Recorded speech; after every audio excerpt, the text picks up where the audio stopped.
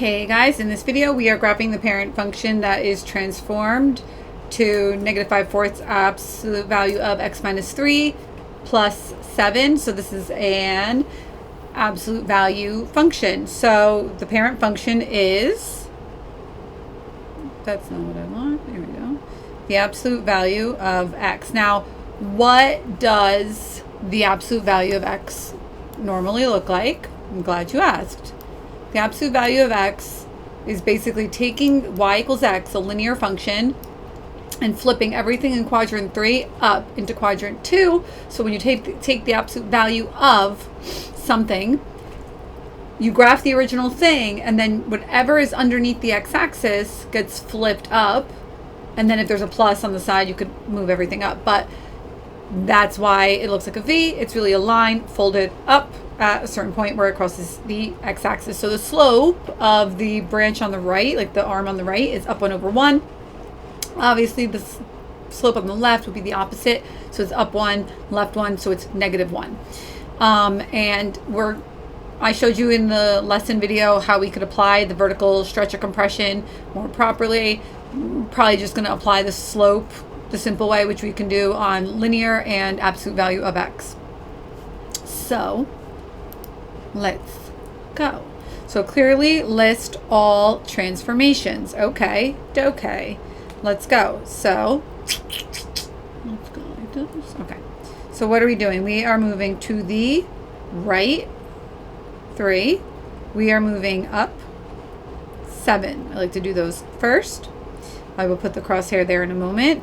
And then I have a VR, which is vertical reflection because of that negative a on the outside of the absolute value.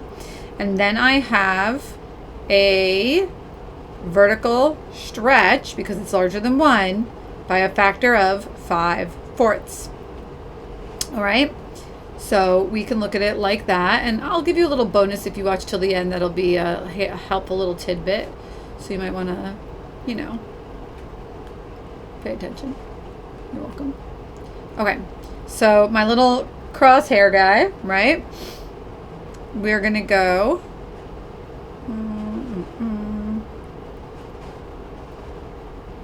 right 3 and up 7. So 1, 2, 3, 2, 4, 6, 7. All right. So that right there is my HK, essentially, right? 3 up 7. Then normally my absolute value graph would stem out of there, right? It would be a vertex, and you would, if you only had a 1 in front, classic, it would look something like that. But we have the negative, so that flips it down. So again, if that 5/4 wasn't there, it's going to be something like that. Again, you have to show me the dots on a test or quiz so I know you're passing through the right points, okay? But we have 5/4, so we can just go cheap way. This is my vertex vocabulary, right? Down 1, 2, 3, 4, 5. I'm going to go out in both directions. 4. Down 5 again. Out 4 again. So on and so forth. And there you go. Now the domain and range, yada yada, we're going to get into all that. So just should I show you now? Should I show you later? I don't know. Now let's do the domain and range. So the domain for an absolute value is very similar to the domain of x squared in the sense that it's going to, it's x squared, in the sense that it's going to be from negative infinity to infinity. I know you're probably thinking, but I can't take the absolute value of negative. So the input, no, you can take the absolute value of a negative, rather. Your answers could be negative if you're adding or subtracting after the fact or multiplying by a negative, and it moves you to a position, I shouldn't say adding, but I guess whatever. But it's moving you to a negative number after the absolute value is done. Because after the absolute value, you still have to multiply by negative 5/4 and then add 7. So those other operations with the a and the k could make your output negative. That's what I'm trying to say. Now the range I was really trying to say is like the range of a quadratic. So what will the range of these always really be? Okay, range advice. Now, I'm not expecting you to memorize this. I just want you to understand. If you're dealing with a positive absolute value function, right, then your range is going to be from the k value until infinity, like that.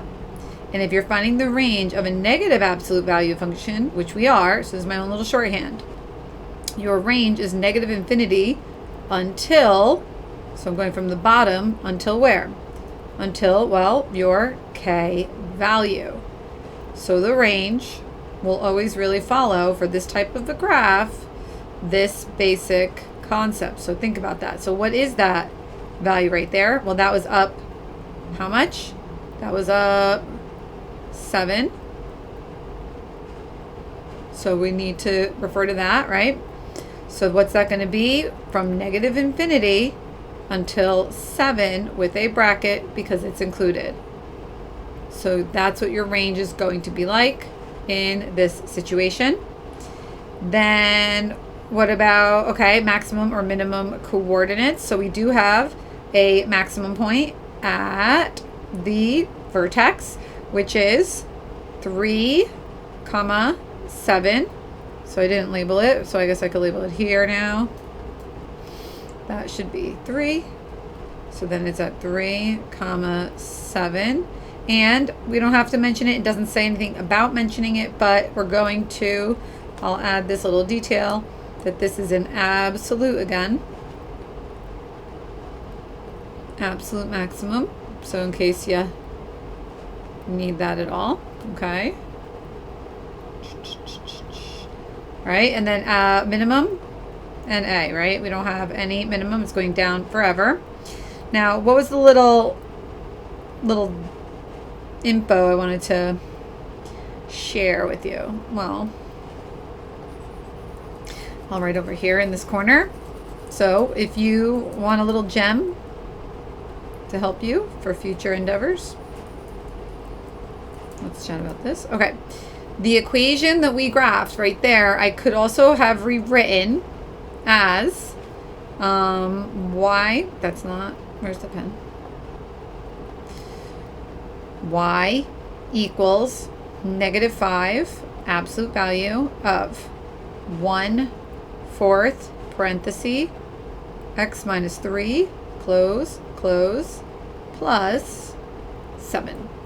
So if I looked at it this way and I was doing my transformations, right, I would still be going to the right 3, that doesn't change, and I would still be going up 7, that doesn't change.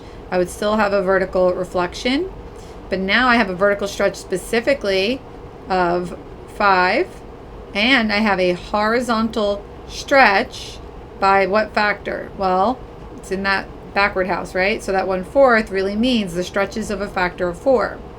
So that means we're flipping, so you go down and out, and then you could say I go, all right, stretch, I'm going down 5, 1, 2, 3, 4, and 5, and then I stretch horizontally by 4, so you go out to each side by 4. So that's showing you the horizontal stretch, but like I mentioned in class, horizontal stretches are avoidable in a lot of functions, not everything. And that's why you probably didn't talk about them so much, right? So that's the end of the video. There's a playlist at the end full of examples. I initially messed up on the first video. This is the third. There are 5 more. And Dal says bye. Bye.